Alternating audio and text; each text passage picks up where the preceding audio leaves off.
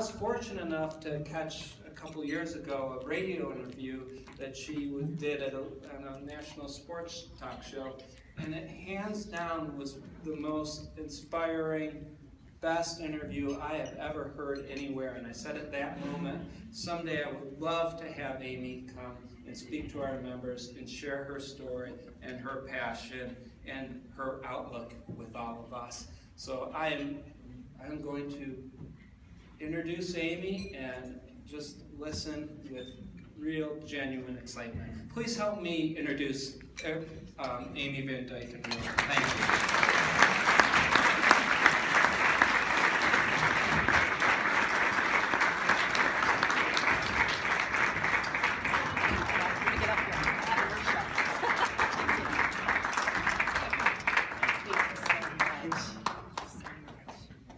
Thank you. So you guys have some lofty goals. That's pretty much awesome. So my whole career, my whole life is based on lofty goals. So I think that this is a perfectly good setting for both of us. So I'm going to kind of tell you where I've been, where I am, and where I'm going. Talking about goals, right? That are lofty. Well, my life started off normal. I'm the oldest of four children, actually. Always forget one. Sorry. It's okay, you would too. And so I was the oldest, and of course, I was the prized possession of mom and dad for a little while. And I would love to sing in the car, and one day we're in the car, and it was a front-facing car seat, because that was the time when we could do that, and we licked lead paint, and we all turned out fine. We could actually walk outside without a helmet. You remember those days? They were kind of fun, right? So mom was looking at me and I stopped singing, which if you know me at all for even 5 minutes, right, Christopher, if I stop talking, it's danger, like there's something wrong. So my mom looked in the rearview mirror and I was actually turning blue. She took me to the hospital. They diagnosed me with pneumonia. Over the next couple of months, I would say 6 months, I was diagnosed with pneumonia and bronchitis over and over and over. Well, I was living in Denver, Colorado, and they have National Jewish Hospital, which is a great respiratory hospital. My mom brought me there, and they said, we've never done it this young, but we're gonna do it. She's got asthma. And my mom said, okay. One thing I want you guys to know about me is I don't do anything half-assed. If I'm gonna do it, I'm gonna do it. I'm gonna go for it, right? So I not only have asthma, I have all 3 types of asthma, and not only do I have all 3 types of asthma, I am severe in all 3 types of asthma. So I've got exercise-induced asthma, right? So basically, if I walk down the hallway, I'm gonna have an asthma attack, or swim. I've also got infection-induced asthma, which anytime I get sick, I'm gonna have an asthma attack. You guys are gonna know more about asthma than you ever wanted to know. We'll hurry it up. I've also got allergy-induced asthma. So if I'm around anything I'm allergic to, I'm gonna have an asthma attack. So I know a lot of you are saying, well, what are you allergic to, right? Here's the easiest way over the years that I have learned to explain it. I am allergic to anything that lives and breathes, anything that ever has once lived and breathed, and anything that could maybe spontaneously jump up and start living and breathing, I'm allergic to it. But it was okay. Growing up, my house was the cool house, right? So everybody came over to my house because, heaven forbid, I went over to a friend's house and they had a dog, a cat, a hamster, or a goldfish. I was gonna end up in the emergency room. And it was great, until all of a sudden, 6 years old, first grade, go to school all day long, you bring your lunch. I had my Wonder Woman lunchbox, thought I was just the bee's knees, which I thought was unusual. Then my brother, who's an evolutionary biologist, said, well, bees have 8 knees, it's not that. Thank you, David. Totally stole my thunder. And I couldn't go outside for recess a lot of times. It was Colorado, right? Too cold. I was gonna have an asthma attack. The wind would blow, I'd have an asthma attack. So I got to know the teachers really well. So I remember I was inside and I was doing whatever the teacher had me do, and the love of my life, Timmy Harper, came walking at me. And I started thinking, oh my God, he's gonna propose. I better, is it gonna be a big wedding? Maybe a small wedding? A mountain wedding? Well, I don't know. Let's talk about that later, but I definitely do not want a meringue dress. He got right in front of me, and I was so nervous. He said, Amy, and I said, yes, Timmy. Why are you so weird? Huh? He goes, well, you don't do anything with us. I'm like, well, I don't breathe. Whatever we learned in Mrs. Barker's science class, you have to breathe to live, so what's your deal? I don't know. And I walked home from school and I was crushed. I just started bawling. And you guys know who have kids. Your kids start to cry. You have to fix it. You have to fix it now. But mom couldn't fix it. So mom brought me to the doctor. And the doctor started saying, well, in order to make you better, we need to exercise your lungs. So, 6 years old, I raised my hand. I've learned this. The doctor called on me and I said, how am I supposed to exercise my lungs when I can't walk up and down the stairs in my house by myself most days? And he thought about it and he said, water sports. We hear water sports are great for asthmatics. Did I mention I'm allergic to chlorine? Exercise-induced asthma, allergic to chlorine. My mother was trying to kill me. It's okay, it's a different topic. Anyway. So I signed up for swim team, diving team, synchro team. First day of diving practice, you guys, I had my swimsuit on, my hair pulled back in a ponytail, my sunscreen on out. I look very cute. And I walked out to the edge of the diving board, and at 6 years old, I discovered 2 things about myself I didn't already know. The first one is, I'm not coordinated. So take 3 steps, hurdle, jump, twist, and not rip an appendage off was not going to happen in my world. And the second thing, as I looked down, I'm deathly afraid of heights. So I climbed back off the diving board, but I wasn't discouraged because the next day was synchro practice. So there I was, I had my sequins on, I had my hair slicked back, my eyelashes were going, and again, I looked very cute. The music started, I put the nose plug on, I jumped in the water, and I started doing the ballet thing, and I again discovered 2 things about myself I didn't already know. First one is, I'm not graceful. The whole point your toes ballet thing was so lost on me. And the second thing was that nose plug didn't work with my nose, and so I had water shooting straight up into my brain. That'll make sense later. I wasn't discouraged because the next day was swim practice. I stood on the deck, I had my swim cap on, goggles, a Speedo, plug, plug, plug. I had a pull buoy between my legs, a kickboard under my arms, fins on it, and I looked like a complete and total tool bag. And if anybody says, oh my God, swimmers are so cute, seriously, we'll have a discussion, not so much. I jumped in the water and I found my passion. That was my passion, swimming. And I know a lot of you are sitting there going, wow, you won 6 gold medals, duh. It took me 6 more years until I was 12 years old to finish 1 length of the pool. Not 50 meters, 25 yards. I was always that kid that would, dive into the water, belly flop, everyone would go, ooh, wow, that had to hurt, and it did. I take a couple strokes, hang on the lane line and start gasping for air and, Mom. Just cute until you're 11 and then it loses something. Well, when I was 12 years old, I finished my first length of the pool. Everyone applauded. I got out of the pool, I ran over to my mom and dad and I said, Dad, oh my gosh, guess what? Next time I'm gonna win. And he put his arm around me, he looked around and he said, Amy, shh, someone's gonna hear you. Well, the next year when I was 13 years old, I did exactly that. I won my very first race.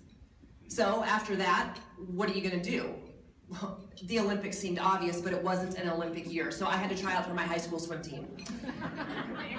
Now again, this is where not everybody got an A, not everybody got a trophy. You don't stand in the batter's box and swing until you hit the stupid ball, which, can we talk? I mean, the first time I saw that, I was like, for the love of God. That poor child is never gonna hit the ball. Anyway, it's probably a sibling I forgot. Anyway, I tried out for my high school team, and I swam as hard as I could, you guys, and I thought I was just it. I knew that I had made this team. It was posted, I ran over, I saw it, I started at number 1, which at the time, as I said, made total sense. Now I go, oh God bless it.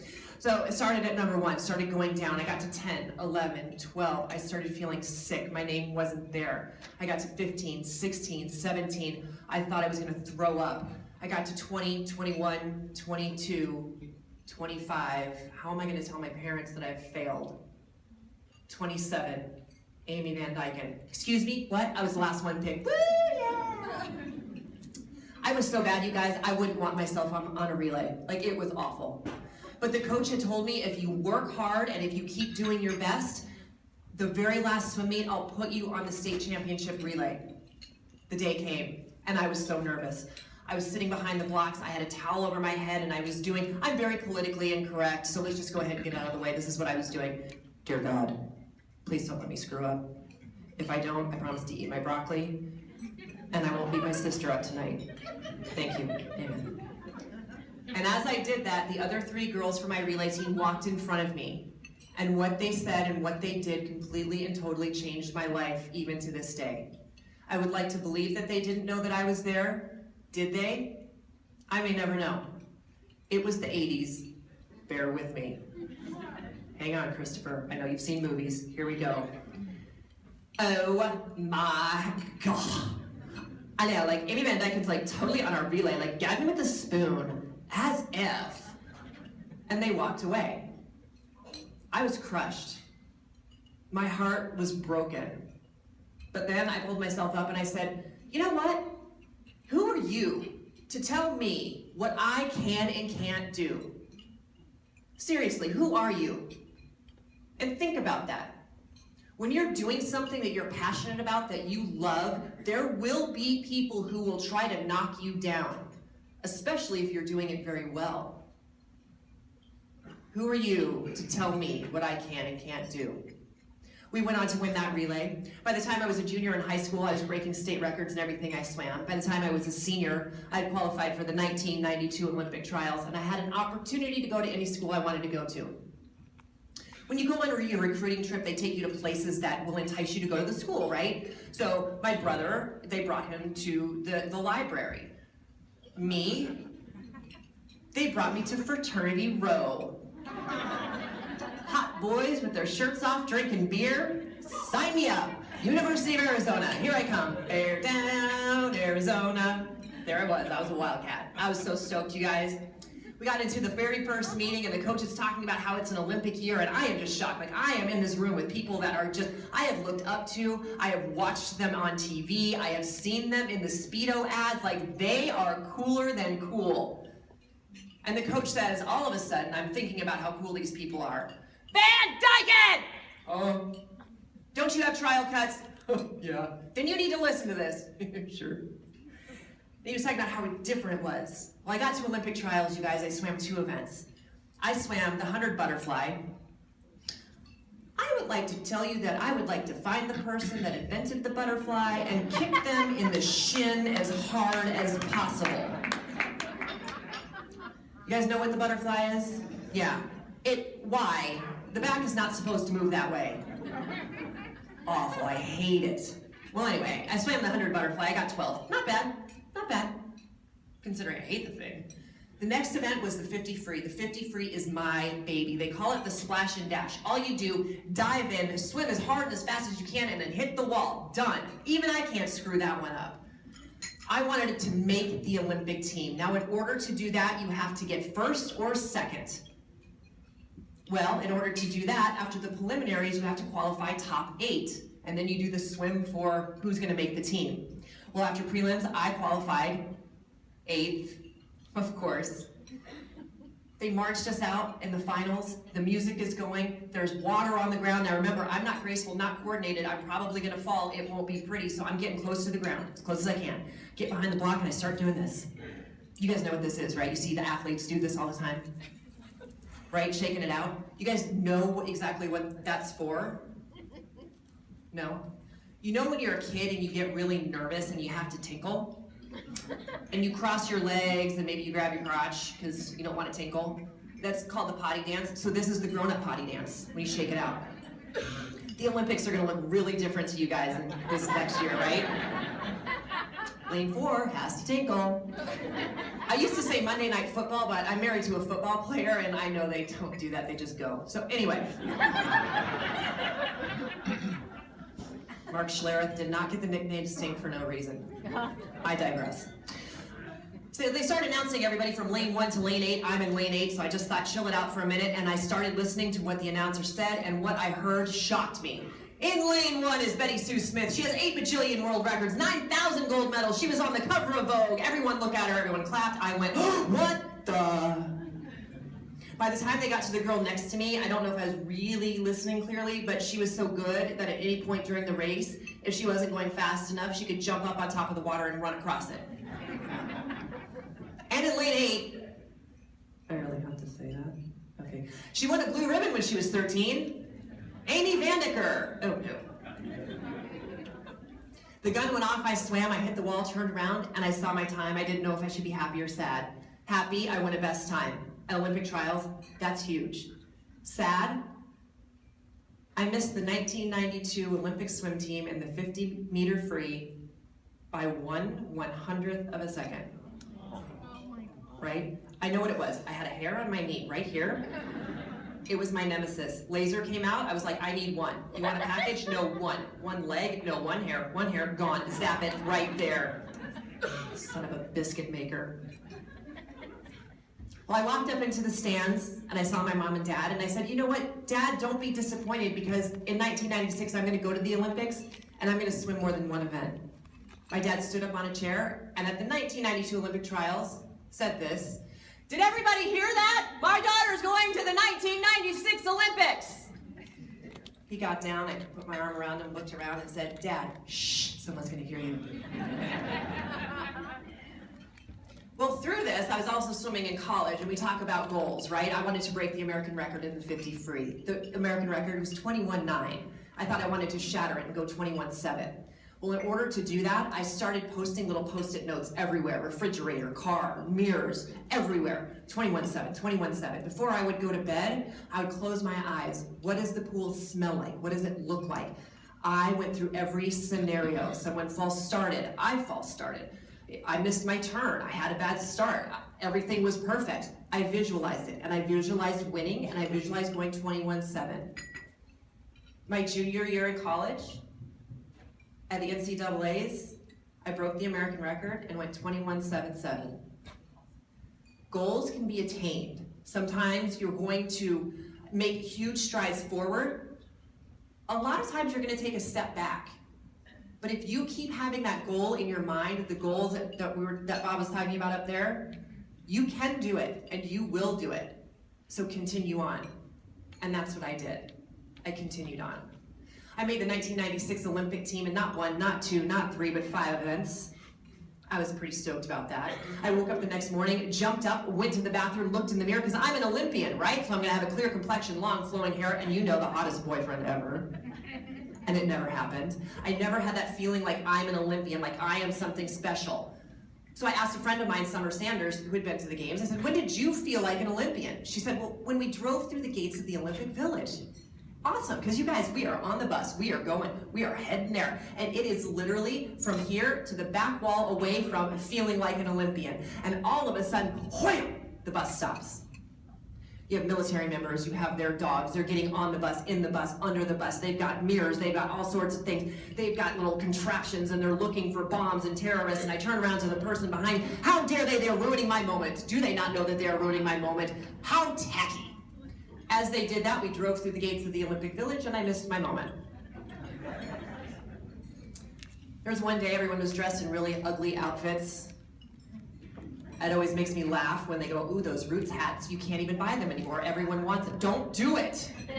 Ugly. I mean, ugly. Anyway. And I went up to Janet Evans, who had been an Olympian since I think the Olympics had formed way back in the olden days. And I said, Janet, what are you doing? Now, Janet knows that I went to school on an athletic scholarship, not academic, so she knows to speak slower to me. So she said, Amy, we're going to the opening ceremonies because the Olympics start tomorrow. Awesome, high five, boop. I'm gonna go shave, see ya. I was swimming the very first event of the Olympics, and you can't be out until 2 in the morning standing around, you know, watching things and fireworks and all that stuff. So I went back to shave. And I'm going to tell you, when you have your moment, please try not to have a razor pointed at your shin. I turned on the Olympics, and I don't know if you guys remember, they were doing those commercials, 5,000 days till the start of the Centennial Olympic Games. Well, what I heard shocked me. Tomorrow, Amy Van Dyken takes on the world in the 100-meter freestyle, and I went, holy mother of pearl. I swam the first event. I made finals. I hit the wall. I didn't know if I should be happy or sad again. Happy I won a best time at the Olympics, that's pretty cool. Sad I got 4th, just out of the medals. I was notorious also for having leg cramps. If you ever watch me in an interview, you can see me kind of doing this whole thing. I'm rubbing ice on my legs, but they didn't have ice right then because it's supposed to be a clean deck. So when you watch it this summer, this is what it is. The only people on the pool deck are the officials and the swimmers for that event. So no one could get me ice. So I had leg cramps, and what do they tell you when you have cramps in elementary school not to do? Don't sit down. I sat down. NBC tried to get me up. I stood up and wham, I hit the deck. Not graceful, not coordinated. It was awful. Everyone came running. Every television camera came running. My massage therapist's butt crack was on worldwide television. It was awful. I still don't hear the end of that. Well, everything was fine. I ended up warming down. I ended up going and getting my massage and having dinner, and I went back to my room, and all the swim coaches were sitting there in my room, and I was like, wow, this is pretty cool. This never happens. And they said, Amy, have a seat. I thought, this is my room. Thank you, I shall. So I sat down, and they said, you know, Amy, that was a good job tonight. But you know, this may not be your games. And so that being said, if you want, you can stay here and cheer on your teammates. We can get you a flight home. But we have other people that can take care of your events. And I thought, who are you to tell me what I can and can't do? And I told them, thank you for your offer, but I'm gonna swim. There's a reason that I'm here. All right. The next day was a relay, and in that relay, I had to swim exactly the same event that I had collapsed in. Not only did we break the world record, not only did we get a gold medal, I went the fastest split in history. So don't tell me what to do. Thank you. Thank you. Well, the day after that was the 100-meter butterfly.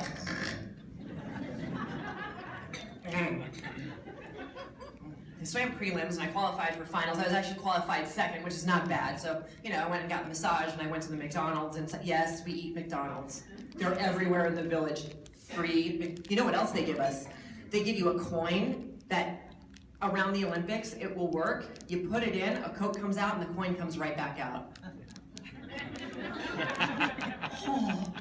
Anyway, I digress. So I finished up, I went back to my room. The coaches were sitting in my room again, and I thought, are you kidding me right now?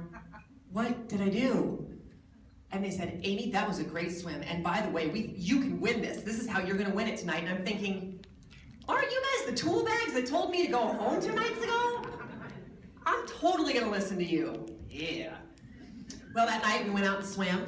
Dove in, I started swimming. I got to the halfway point, and any of you that swam know the one thing that you're not supposed to do on a turn is to look around to see where you're at. So what did I do? I looked around to see where I was at. I was in 4th place, 1 more spot, and I got a medal. Started swimming. 35 meters left to go. The crowd got so loud that not only could I hear them underwater, I could feel them underwater. It was a brrr in my gut. It was pretty cool. I'm like, oh my gosh, someone must be swimming really fast. This is awesome. I hope it's Angel. She's such a good girl. It's gonna be her last game. She deserves to win. Swimming. I hit the wall. I turned around and I was like, my time, what is my time? I don't see my time. The gold medal goes to Amy Van Dyken from the United States of America. Oh my God! I almost jumped out of the pool. It was 12 feet deep. It was awesome. So now I'm on a roll. The day after that, we had another relay. Now, there's 2 things that can hurt you in a relay. The first one is that someone's forgotten their swimsuit.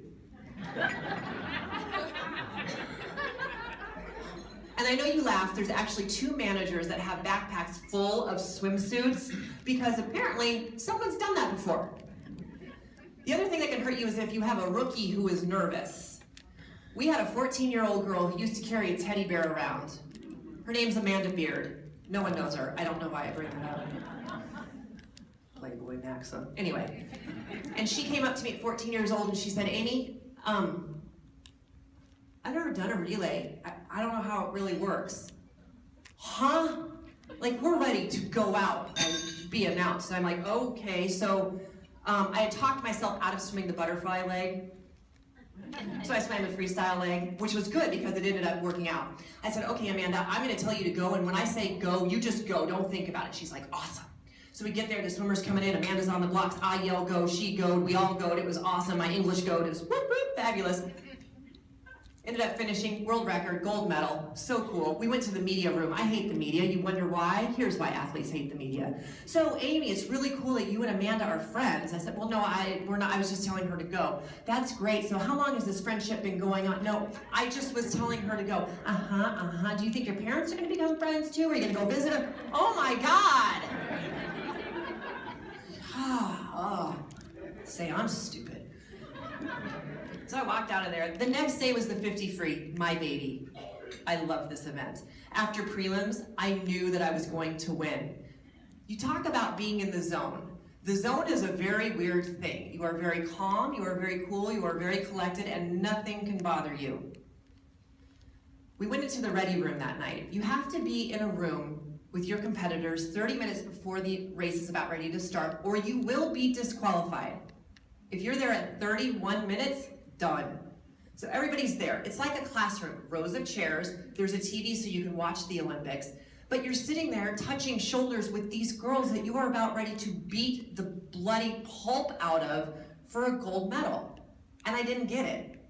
But the person sitting next to me had the world record in the 50 free. She had broken a world record and won a gold medal in an individual event. I figured she would know what was going on, right? Makes sense. So I took my chair and I spun it around right in front of her. So literally when I sat down, we were touching knees, but as I went to sit down, I went, oh God, I don't speak Chinese. And I didn't want to do that whole thing where you're like, oh, never mind. And then they go, oh, Americans. And you're like, oh, whatever. So I just sat there and I didn't know what to do. We had 30 minutes and I was there. So I thought, what am I going to do? So I just sat there and I just stared at her.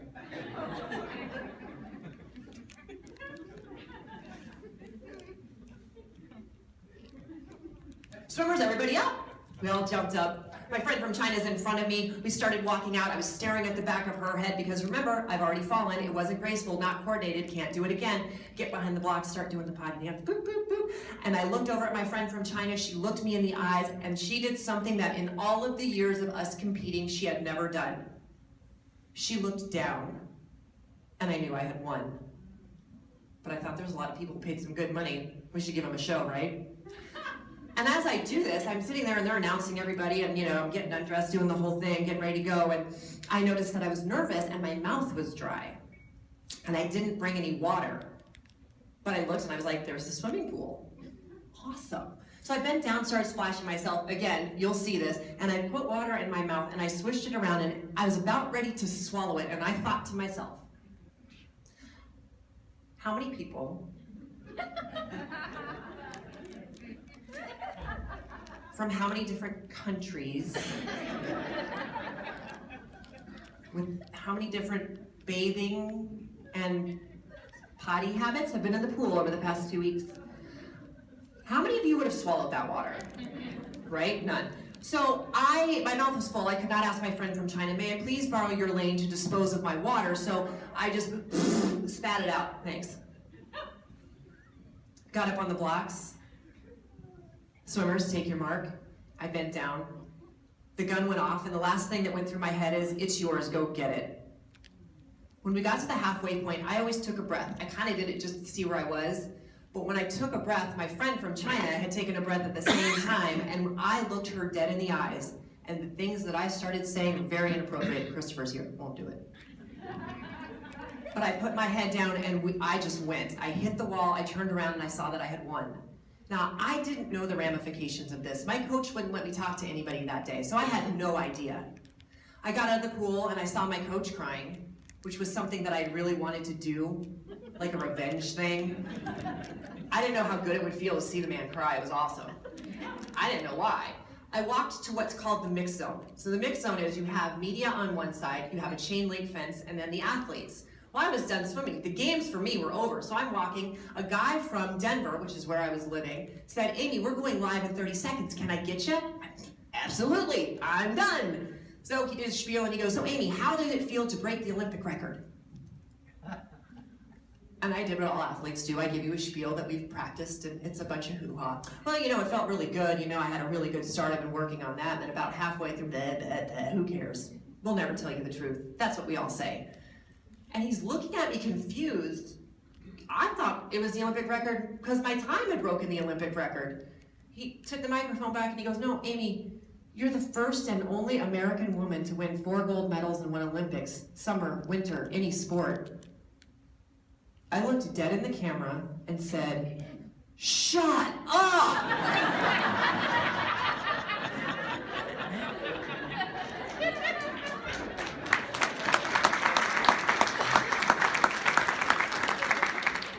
Bless her heart. Well, after that, you have to redeem yourself. So after that, I went back to train for the Olympics. I was showing off for a volleyball boy. I was doing a snatch. I went a little too heavy, and I was up, and my right arm went like that, and my arm popped through my armpit, and it was really ugly, and I threw up, and I didn't get a date. Don't know why. I had surgery. They told me I would never swim again, and I said, "Who are you to tell me what I can and can't do, surgeon guy? Like, you know me so well." It took me 18 months of rehab and therapy, and I got back in the pool, and the very first race that I swam was the 50 free. There was a false start. I got out of the pool. The starter started us again. I threw my arms forward. There was a snap, crackle, and pop. And I don't eat Rice Krispies, I eat Wheaties. Plug. I hit the wall. I took my goggles off, and there were so many tears. It was almost like my goggles had like malfunctioned or whatever they call it. And my friend Dara Torres goes, "Why are you crying? Because you got 4th? No, Dara, thank you. No, I am. No, my shoulder hurt, and I got 4th. Now that's why I'm crying." I had a second shoulder surgery 6 months to the day of Olympic trials. They told me there was no way. How can you train for something like that? Well, I did. And in 2000, I qualified for 3 events. I walked away with 2 more gold medals. And as I was standing there on the podium for the last one, and they said, "Will you please rise for the playing of the national anthem of the United States of America?" The only thing you could hear was the seats going flop, flop, flop. And I looked out and saw how many people were there. And I saw all the photographers. And I thought, oh my gosh, how many people are here? Or how many people are at home? And maybe they've got their hand over their heart and they're singing. Or maybe they're just quiet for the first time all day long for something I just did. And that was the best feeling ever. Well, at that moment, I knew I was done swimming. There's not much more I can do. I swam 8 races in my Olympic career. My first race and my last race, I got 4th, and in between, I won gold medals. It was pretty awesome. I had a really good career, and I wanted to go on to teach high school biology to deaf students. I speak with my hands. Sign language is my second language. So I was gonna do this, and then my life changed. I started doing things for TV, I started doing things for radio, and then all of a sudden I realized I'm single and I'm living in Denver and I'm a Bronco fan. So ladies, what do you do if you're single and you're a Bronco fan? You go marry one, duh. Free tickets, yeah. My husband played in 3 Super Bowls. His team, the Denver Broncos, won 2 of those. He played for the Seahawks for their first one. The officials won that one. Bitter, party of 1. And I love it when people talk to my husband and they're like, "Oh my gosh, your accomplishments are so great." And I'm sitting there thinking to myself, wait a minute, he's got 2, I've got 6. 2, 6, 2, 6, 5, 6. Anyway, we got married, we were having a great life. I was actually in Arizona and I was one of those morning shock jocks. All right, everybody, caller number 4. It's no. Gonna play Nirvana, all right. And I got tired of talking about Kim Kardashian's backside. It was just enough. I wanted to get back into sports. So I applied for a job in LA, and it was actually on Fox Sports Radio. I ended up getting the job. I ended up working with a guy, his name is Rob the Nasty Boy Dibble. Won the World Series in 1991. Are you a Reds fan? Oh, you're just clapping. You're awesome. I like you. I like to clap for stuff too.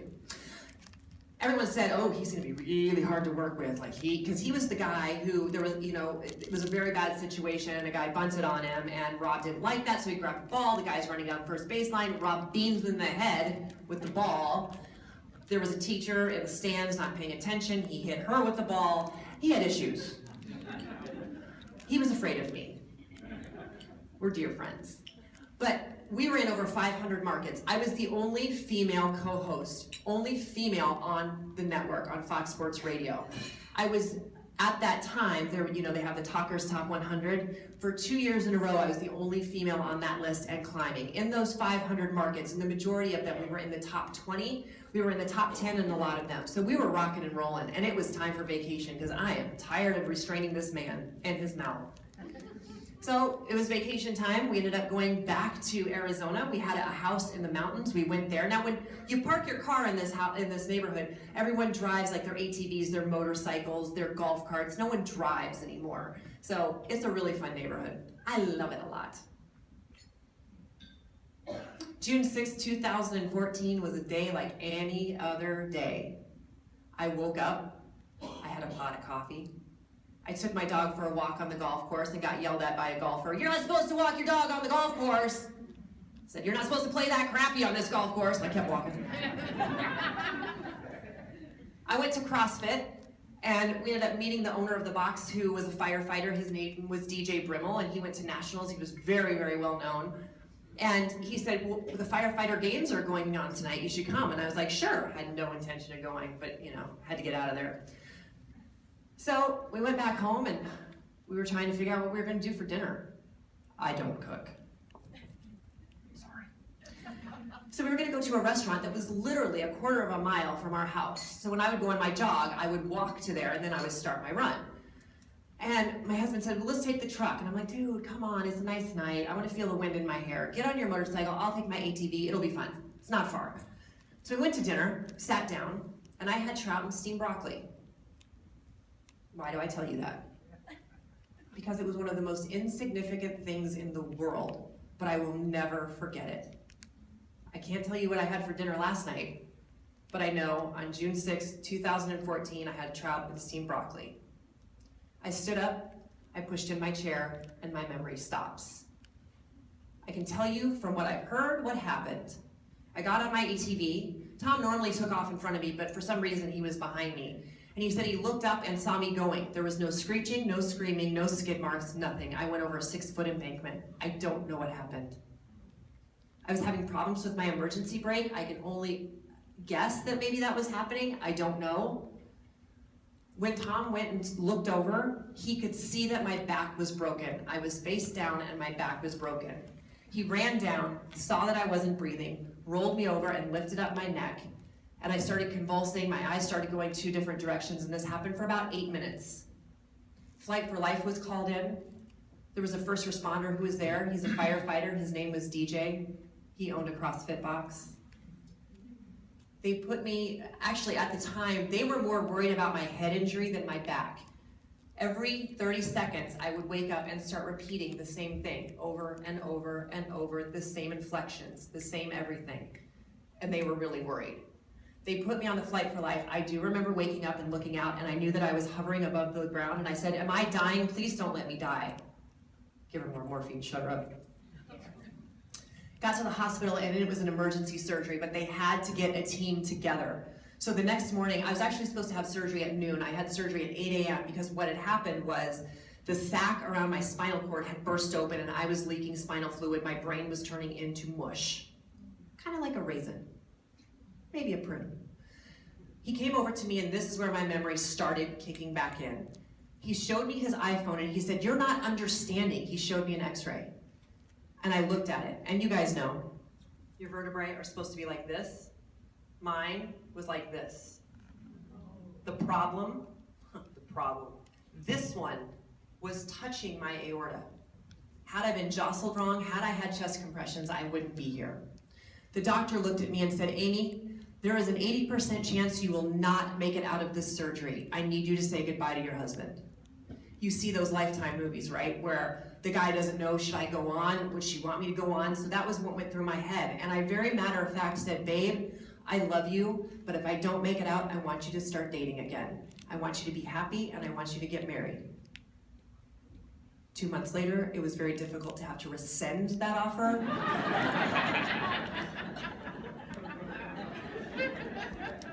At the time, I had long red hair. Who knew he liked blondes? Found that out the wrong way. After I said that, he got really close to me and he said, "Babe, if this is ever too much for you, you can let go." And I looked at him and I said, "Who are you to tell me what I can and can't do?" I gave him a kiss, got rolled into the operating room. Now the thing that was really interesting is there were doctors and nurses all there with their waders on because it was going to be messy.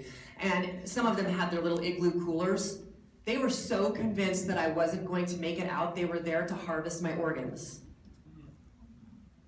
We got through surgery. I actually had a lot of vertebrae that were broken. I should actually be fused from top to bottom, but the thing is, they didn't think it was going to happen. So they just fused that T11, 12, and the couple before and a couple after. Well, I made it out of surgery. I was in the ICU that night. I had some of my girlfriends come and visit me. We were laughing, we were joking, and the neurosurgeon walks up, Dr. Toomey Allen, and he looks at the chart, and he looks in the room, and he looks at his watch, and he looked at the chart, and he looked at me, and he goes, I'm looking for someone that had back surgery today. He actually thought that it was the wrong day. Because he was like, there's no way that there should be someone who just had this surgery who's laughing like that. And he's like, who had back surgery? I'm like, Doc, it was me. Come on over. The nurse in the ICU, ladies, this is not a sorority. Calm it down. Well, I was in ICU for about 14 days. I was in a regular room for 2 days, and then they shipped me off to Colorado for rehab. And the one thing that I said is, I will walk out of this hospital. And everyone laughed at me and said, there is no way. Because I was a complete T11, which means no feeling, no movement from injury site and below. That should be right about belly button.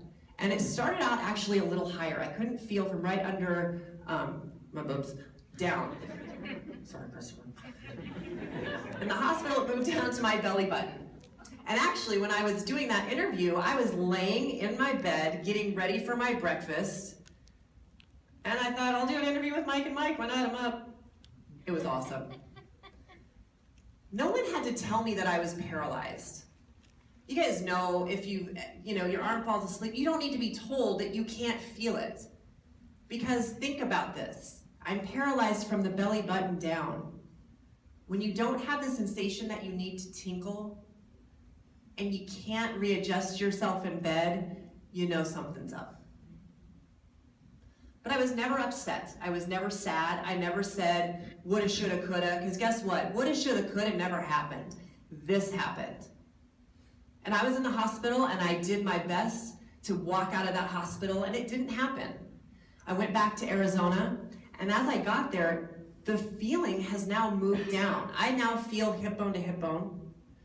I actually have a part on my right hip where I can feel, I don't feel like, when you touch my arm, it's almost like I have a couple of blankets over me and I can feel the pressure. And it's about, 4 inches. I know that this is a man's 8 inches, but it's actually 4 inches.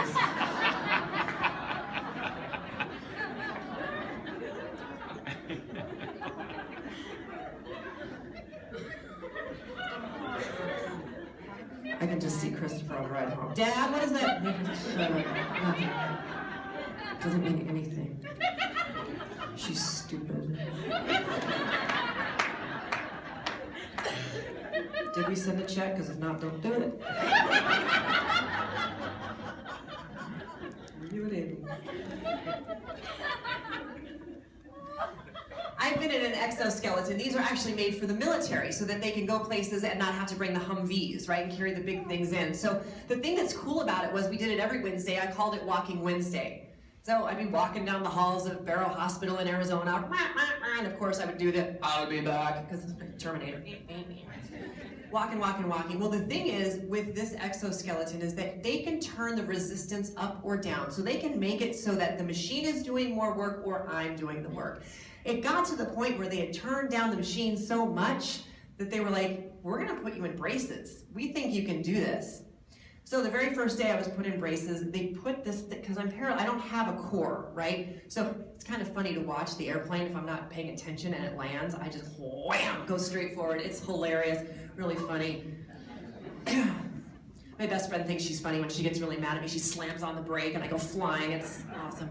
So they put this thing, because I'm going to collapse, and it's all the way up to my arms. And I actually, with the walker, I was taking a couple steps. But you know me, I was highly annoyed. It was scratching my armpits. I said, get this thing off of me. So they were like, okay. So they took it off. So it's actually now at my hips. Remember, I don't have a core. I'm not supposed to be able to hold myself up.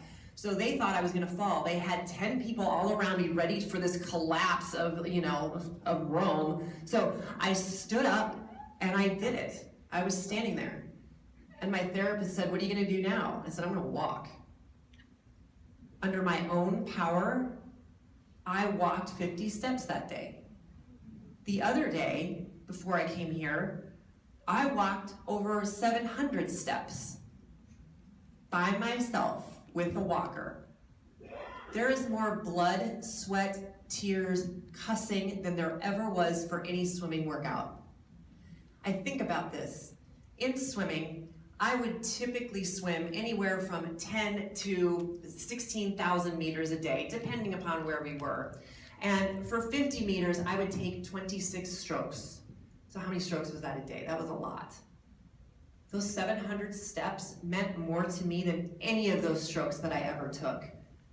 Because I wasn't fighting for my country. I wasn't fighting for the pride of me or my parents. I was fighting for my life. Now, if you look at me, I have 2 different shoes on, and it's not because I am slow. It's because they put me in an exoskeleton, and I was walking, and I said, "I think I'm rolling my ankle." The therapist, "No, you're fine, you're fine." Tom goes, "I think you're rolling your ankle." No, she's fine, she's fine, she's fine. 45 minutes later, they finally go, "I think you're rolling your ankle." So I have a torn tendon on the outside of my leg. My best friend jokes, "She's the only paraplegic that's gonna break a tendon." Thank you, Elisa. But the thing is, yes, I cannot feel from my belly button down. So there are things that go along with that. There are things that I would like to have back. I don't really care about never walking again because I'm here. I'm here, I'm alive, there's a reason for this. There are days where I'm sad. I don't want you guys to think it's all rainbows and unicorns. There are days today, let's go ahead and use this. I have a swollen right foot. I tried for 20 minutes to put a shoe on, and it didn't happen. On any given day, it can take between 5, 10, 15 minutes to put my pants on. But I'm putting my pants on, and I'm doing by myself. When I got out of the hospital, I was driving my Camaro SS, which of course stands for super sexy. Just so you know, hand controls are way faster than your foot. And I am loving life. I play lacrosse, I climb, things I would have never thought of doing before, because the thing is, if I failed before, people would have thought she was an athlete. But now they look at me and go, "Oh, bless her heart." So I try new things. I have new goals. My goal is still to walk. I still do therapy 3 days a week for 2 hours at a pop. The reason that I want to do this is because there will be a cure, and when it comes, I don't want them to say, "Oh, you have to sit there for a few more years." I'm going to get up, I'm going to jump up, I'm going to get out of this thing. I'm not going to need help getting on an airplane, which is mortifying. I'm going to do it myself. And when Bob's talking about those goals that you guys have, I want you to think about me. And every single day you get closer to your goal, I want you to know that I am also getting closer to my goal. So I want you guys to not only meet that goal, I want you to exceed that goal. Because when you do, I will. And remember, if anybody tries to smash your dreams, telling you that you're not good enough, you're not smart enough, you can't do that, how dare you, that's not your position, I want you to look them dead in the eye, and I want you to do me a favor. I want you to say, "Who are you to tell me what I can and can't do?" And I want you guys to rock it out. Thank you.